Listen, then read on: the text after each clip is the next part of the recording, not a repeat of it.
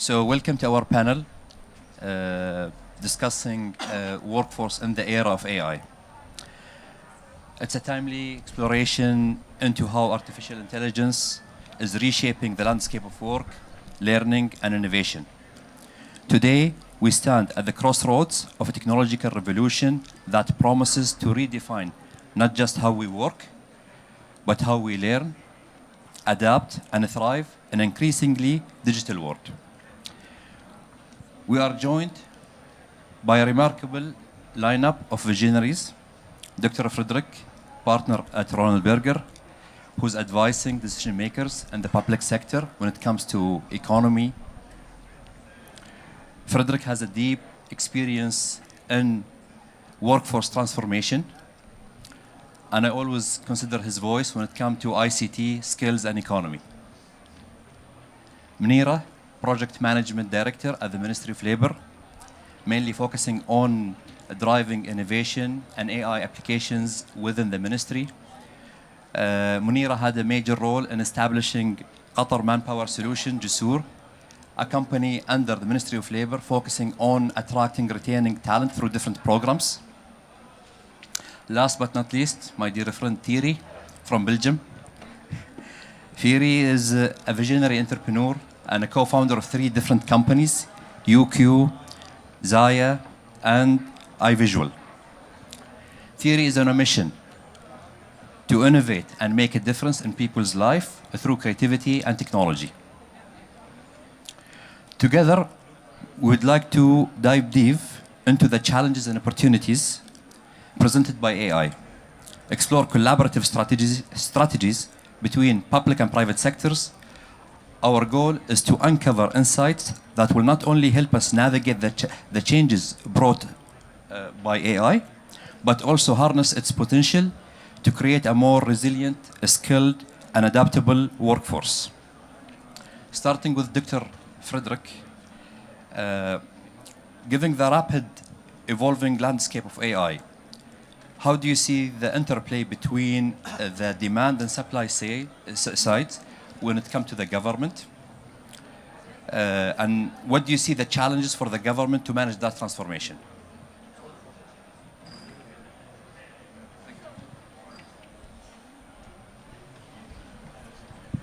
It's working? Okay, good. Thanks a lot for the introduction, Nayef, and thanks a lot for inviting me here. Yeah, it's an interesting question that you ask. So the impact on the supply, demand dynamics. If I look to a sector that I know well, to the public environment, the public sector, I basically see on the need side a lot of things happening. We are now in a poly-crisis environment. There's many refer to that as chronic crisis management. We had the health crisis, we have the climate crisis, we have geopolitical tensions, we have migration crisis. So there's a lot of things going on, and in fact, all of these have in common that people look for solutions to the government. They expect solutions from the government. And for the government to come with a solution, they basically need expertise and experience, and they need speed and agility.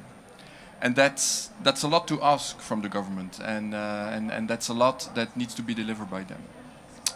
Secondly, also still in the public environment, there's the need for digital transformation. That started way before, of course, the launch of ChatGPT in 2022, but it's still very much there. It still comes with important need for change within the public environment. So if you see all of this, it means that, I mean, there's a big need for intelligence. There's a lot of needs for intelligence.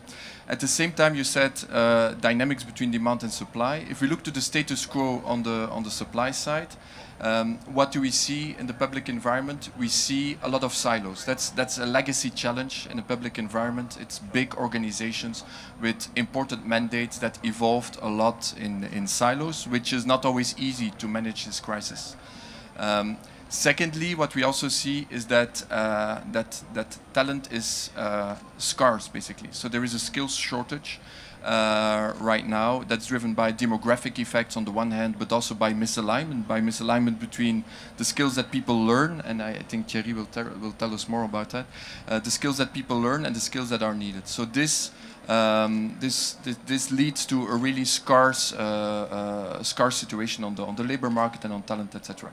So if you put all of that together, in fact, you see the needs for intelligence and the scarcity of natural intelligence or organic intelligence. Basically, if you put that together, I think the arrival of AI, of artificial intelligence, comes in very timely because we need that. It's an answer to many of the solutions that we have right now. When you say what does it take to really start working with that, implement that, and deal with the challenges that brings, I think there the answer can be summarized in a formula. It's a simple formula. It's 3 elements. In fact, you need vision times transformation capacity times skills. It's 3 elements that can reinforce each other, but that can also, if there's one of the 3 missing, then it basically all falls apart. So you need to work on these 3 axes in order to move forward. And I think on the vision side, there are examples of early AI plans, like in Singapore, for example, as of 2019, that were launched. But we also had yesterday evening here in Qatar the launch of the digital agenda, basically. So clearly there is work being done on the vision side. If we look to the transformation capacity, that's a classical story of overcoming resistance, delivering on the results, etc. That's definitely also an attention point and should be a key focus for government. And when it comes to skills, as I said, I mean, we are in a situation in which skills are very much needed, and that situation will only become more serious. We did the analysis for Qatar. We looked into 16 sectors, 132 jobs, how the demand will evolve in the coming years, amongst others driven by AI, and how the supply will evolve. And in fact, what we see is that with the current stock we have available, and if everything remains as it is, we risk to have 270,000 open vacancies in Qatar by 2032. That's 12% of the workforce. So it shows that there's a lot that needs to be done in order to meet this skills challenge and to make sure that the skills component is there. So moving to Muneera, based on what Dr. Frederick just mentioned here. So how does the Ministry of Labour addressing that and preparing a workforce, given this evolving technology? Okay, Bismillah, Assalamu alaikum. Thank you for having me. So what we know that the market is actually evolving so fast, and the demand is also growing faster with it. So the current issue we're facing is like to predict the market demand itself. For example, regarding the language, the large language model and OpenAI, ChatGPT, and generation AI, and generative AI in general. So where there is a lot of skills needed. So all of these skills are required now. So what we need to do basically is to train everybody during the big part of the workforce to be capable to do that. So we are going to have like a flexible and adaptable workforce in general. So the only constant in life is change. So we are predicting that it's going to change, and we are aiming to have the multi-talented workforce. So, and that actually, we work closely with the National Development Strategy, the third one, and also with Qatar National Vision 2030. So we're addressing all of that. So we're trying our best, to upskill all of the skills, and we have different programs coming up. Thierry, we've been having several conversations about how we used to learn and work, or how we are learning and working, and how things are changing on both aspects. So from your mission and perspective, how do you see the difference between how we used to learn and work and how things will be changing moving forward? Well, I'm happy to answer with, fortunately, it is changing. And I think if I have to frame it, it's going from very static to dynamic, both learning and working. Ideally, we will all adopt it, and also from generalized to personalized. I think the big opportunity of AI is that it will close the gap in terms of adoption, because we will have a personal approach. We are all different. We all have our opportunities, fears, and so that's the big opening, I think. on one hand, I have to relate to what Frederick and Muneera said, is there is a lot of change. I prefer to, you talked about crisis, polycrisis, it's a system shocks we talk about ourselves. And we had huge wake-up calls several times after another, and we showed enormous resilience as a population. But still today, we have this cognitive bias to change, fear, and we all know we have to learn different, we have to work different, but we don't do it. 17%, and maybe it's interesting number to know, is that if you have access to learning platforms, to good content, overall in the world, 17% of the people learn, except if they have to certification, etc. So it's a huge challenge, and AI is gonna make that more accessible, I believe. And on the other side, as we have that fear and as we are like obstructed, we need coaching. AI will also allow for coaching, etc., etc. So on the learning side, more personalized, on the way we learn, more personalized, a total different approach to content, like also our schools in Belgium. In Europe, we know that also that schools have these big, let's say, education programs. They change every 5 years or every 3 years, hopefully. But now the world is changing at such a rapid pace that in six months' time, the world has changed, the skills have changed. So in learning, it will be dynamic content, dynamic approach, personalized approach. In work, there are two really big tendencies we see, and that is, first of all, we will finally move to a skills-based organization. And it's basically interesting to see that right now, when we look at a job, we need to upscale our potential in-house, but now there was a lot of resistance. And with the skills-based organization and with AI, you can say, hey, I can maybe apply for that job because with generative AI, I can fill up those gaps. So the funnel to a job becomes more wide open, which is interesting. And secondly, scalable expertise. Companies will be able to nurture their contents, their knowledge in the company. There's a lot of, again, mobility in work and in labor, and so you will be able to nurture but also grow your knowledge base as a company. So that's also a very big opportunity, I think. Interesting. Frederick, if we zoom in at the consultancy industry and take AI in consideration, how do you see the impact of AI on the consultancy industry from a performance point of view, but at the same time from addressing clients' demand as well? Okay. Yeah, interesting question. I think on the consulting industry, first of all, where AI leads to is to higher quality and higher efficiency. It's what I see on a daily basis. The consultants with whom I work that master AI, can work with the tools, I mean, they come with better results to me in a much shorter time. So that's definitely a positive thing. On the other hand, I mean, consulting industry, I come from an industry where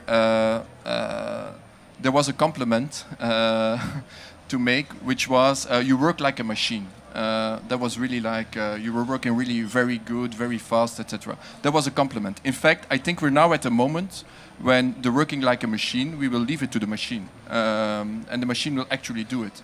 So that will change the skill set for consultants in the future. And in fact, this AI cannot solve everything, so there will still be need for critical thinking, and there are just some problems where AI is not capable to draw conclusions from. So that part of the skill set will become more important. It's this last 10% that will play a crucial role now when we work with consultants. So there's an important shift in focus that needs to happen there. And in order to make that happen, we're basically acting on two concrete fronts. First of all, the tooling is important. So within Roland Berger, we have a knowledge hub where all the knowledge that we gathered from all projects that we did for multiple decades is gathered, and where AI is used to really search in all of that, extract information, and use that information to find new answers to new questions. So that's this tooling side is very important. And the second point is the training. Because working with AI is a different way of working. It's really, I see consultants in my organization now brainstorming with AI and coming via that way to new solutions. So people actually need to learn that. And on top, they need also to learn what the pitfalls are of AI. what the risks are, what the ethical risks are, what the legal risks are, what the business risks are. So also that they need to master very well. And now currently, for example, the consultants with whom I'm working, every 2 weeks there is a dedicated AI training to learn them how to actually efficiently leverage AI while still avoiding the pitfalls. Moving to Thierry, Zaya worked different. It was created for a certain mission. Can you share that with us? Yes, we created Zaya as a sort of chameleon tool to make sure that adoption will be actually given. I mean, that people will adopt it. It was said that during the opening ceremony here, I think we all think, oh, everybody's using ChatGPT, but it's only 27, 28% of the population. So there's a huge group not doing it. So we thought there is a lot of resistance, and we wanted to take all resistance away for whether it's a corporation, governments, individuals. And we look at an organization with the 90-10% rule. Tools are not going to save our world or improve our lives. We're going to have a tsunami of tools. Every day there are, I don't remember, but 10, 15, 20 tools worldwide with generative AI being launched. So we created a tool that in the back end decides which language model is good for your tasks. In the front end, you don't know whether it's Google or OpenAI or AnyScan or whatever, or Mistral. In the front end, we are going to look at securing the data. A lot of companies say, oh, what with my employees use the data and they throw it on the ChatGPT. So securing the data is very important, bringing trust on a dedicated server so that they know when they do a query or pose a question that the data is staying there. They're not using the data to ask a question, but they're using the power of the language model to infuse, or you can also benchmark, of course, with external content. We're gonna sit together with the 10% with experts to say what are the complex tasks that we could improve. So we're gonna look like if every day you do this, and this sequence, and it's very boring, and then you have more time to do the critical, creative things. You push a button and the thing does it for you. So we're going to really have this human interaction, but very, very quick. We're going to link to all your digital tools, but without an IT project, because the danger is that it becomes an IT project. But we're going to API-wise link to Miro, link to your ERP, etc. But the tool is just there. And I think if there's one thing in learning, in working, we don't need 50 tools because we're going to go crazy. So we need one thing that does the complex thing behind the scene, and in the front you will have one experience. An interesting part also, we're doing like a big airplane flight company, an air company, and they also work with personas, for example. In an organization, when you ask a question, they have flying personnel, ground personnel, headquarters. You get another answer if you ask the same question, because the Zaya knows, oh, you are that person, so you need that type of information or type of. So that's very cool, I think, because it makes sure that people feel comfortable and they can't do any mistakes, and it's there all the time. In every tool, it's appearing. So that's why we created a sort of multifunctional adoption tool. Muneera, how is the Ministry of Labour leveraged the AI in terms of solutions to enhance the performance and efficiency of their processes internally? Okay, in Ministry of Labour, we love AI, honestly. So what we did, that we are the first in the region that we have AI infrastructure. We're using Microsoft Azure system. So with the AI in general, let's give you an example. So what we did in order to facilitate and make our processes much easier, we even actually increased our work productivity with it. So on a regular day, let's use an example, work permit department. They used to process 1,500 applications per day. Now, we are actually processing 50,000 applications per day. So it's like almost more like 50K more than the number of applications that we used to do. And you know what? We didn't even change. We have the exact same number of employees. So it's not like only about automation, but it's also less human interaction nowadays. So what we did is like we restructured, we went to data-centric strategy. So we restructured a lot of things and we moved a lot of things into clouds. So we are using as much as we can, getting the benefits from AI. So yeah, so I am not allowed يعني, to announce this publicly yet, but we are doing something huge that's gonna change. It's like a game changer for the labor market, both in our services and This the is the teaser, entire huh? labor market. So just keep on, Keep an eye. yeah, keep Sure. an eye. I will go and sign the NDAs with everybody. Yeah?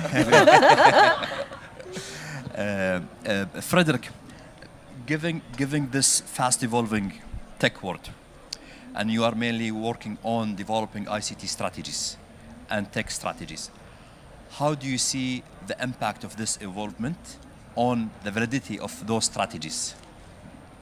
Okay. Yeah, maybe my answer will disappoint you in a way because I mean, there is an impact for sure, but it's not this huge revolution from my point of view. For sure, I mean, if we want to work effectively with AI, we need to make sure that the data is there. So the importance of everything around data processes, data governance, data ownership, data collection, etc. All of this part of the ICT strategy becomes more important, and potentially in the ICT roadmap needs to be a bit more front-loaded in order to make sure that these fundamentals are there. So that's an impact that I see. But in fact, I mean, starting to work with AI, implementing the solutions, etc. I mean, this doesn't require a huge, big, fundamental change in your ICT strategy. I don't think that this is not the type of project that is really unsurmountable. Like, I mean, there are much bigger projects that we've been doing in the past. It's like even SAP implementation, core banking system change, all these big ICT projects that we saw in the past that take a lot of resources. It's nothing of that magnitude that we have in front of us right now. So, so in that sense, I think it's something that can be managed and that is absorbable for many organizations. Do you want to have any input on this? No, for sure. I can only agree that it will be very accessible, and it's not a huge project. It's just there. That's also what we do with Zaya. But it's in general, it's not a big ICT project, as I said before. It's just putting the blocks right, and it's also important because by definition, an IT project is slow. So by the time you have the delivery of a platform, it's already redundant very often. So and then you have to changes, and then they say, oh, but we can't make those changes. So you really need to have that agileness. In Europe, for example, the research projects that universities do used to be 3 years.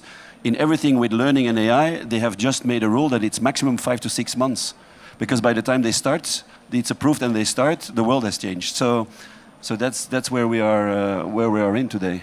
Maybe if I can quickly react, because it's interesting what you say about the speed and the slow IT projects, etc. I think AI even has the potential to speed up ICT projects, to go faster. If you look to productivity impact, the impact is the biggest for coders and for developers. There they can do massively faster and more right now. So in fact, it could even speed up the delivery of our ICT roadmaps instead of adding another block and make it more complex, etc., etc.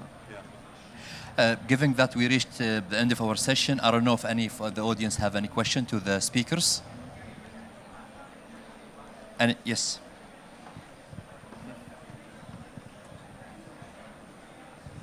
Good morning, thank you. I'm Susan Carmani, and Dean of the College of Law at Hamad bin Khalifa Can you University. just please put up the mic yeah, up? Yeah, Susan Carmani, and Dean of the College of Law, Hamad bin Khalifa University.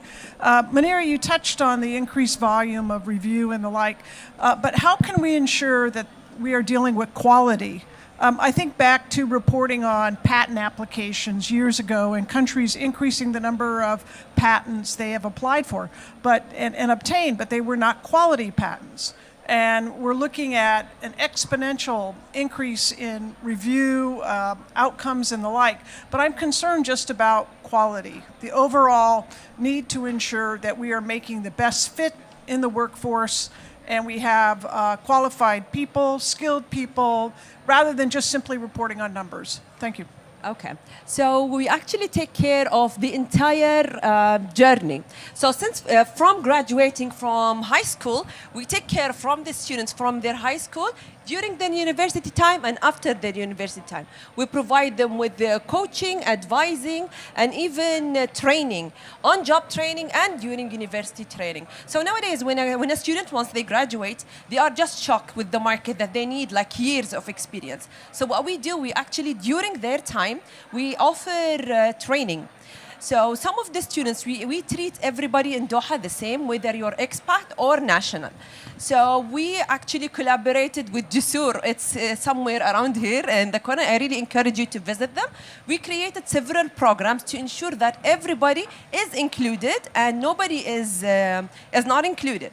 So we created 4 different programs with Jusur, which is Qatar Manpower Solutions. We call them Jusur. It's like connecting bridges. We created 4 different programs. We created a program called Sahem, which means contribute in Arabic. So that one for everybody who would like to contribute to society or gain experience on hand. This is the program where a student on their during their undergrad is going through. So they will get connected with the big shots companies in Doha and outside. So they can get to the training required. So once they graduate, we make sure that the students that graduating, the workforce that's coming out is up to the standards that we want. And then we have with institutes that we are having testing and accreditation and certificate attestation and all. So we make sure that 100% once you have your workforce, it's ready and trained. Thank you. Any question? One more question? Yes, please. Yeah, I wanted to add something about your question about the patterns and everything and the quality of the output. I think it's essential also that you work with, you can build in templates. You can really, the 10% that Frederick is referring to, by human interaction, you can really predict very well the outcome. So it's not just the Wild West where you say, oh, we just run it through and they're saying, yeah, that's the best match. I think there is necessity to create very strict templates, teach the model, bringing also your vision, how you want to, all the values that you want to be respected, etc., and train the model so that, but the results, even also with government and hiring people, in Belgium where we're doing a project is really very, very good. But it's not the decision maker, it's the enabler, and the last 10% is done by humans. So I think that's always very important at this stage to say. We also do skill gap analysis The last and question. the market trend. So we actually study the market very well as well. Last question.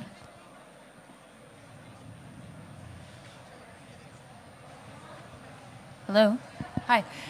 My question is for Ustaza Muneera. You had mentioned the I cannot hear you very well. Can you just... You had mentioned the increase of the output of work permits from like 1.5K to 50K. Did you find that impacted on another stage in your workflow process in terms of the output? And then did you have to then automate that as well to be AI generated? With the AI infrastructure that we build along with MCIT, so what we're doing, we're trying to make all processes around in Qatar is just like one-stop shop. And it's just like one click away. So we're trying to make all processes as seamless as possible and facilitate and ease even the job hunt. So now even for job matching, we have tools as well that to help you. For example, if somebody is looking to hire someone, nowadays it's very easy to find the right candidate.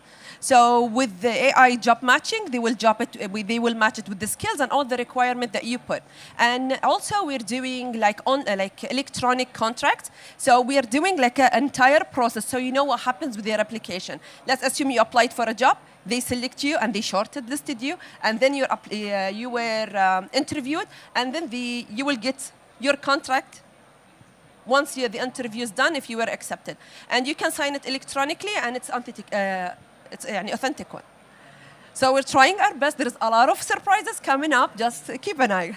I think also the user experience is much better than before. Eh? Exactly, because we're dealing with a new type of generation, and they're using the tools differently than the other generation. So what we're doing, we are training everyone, so we can at least be on the same level. Thank you. Thank you, guys. At the end, I would love to thank Dr. Frederick, Muneera, Thierry for the panel discussion and insight. Thank you, guys.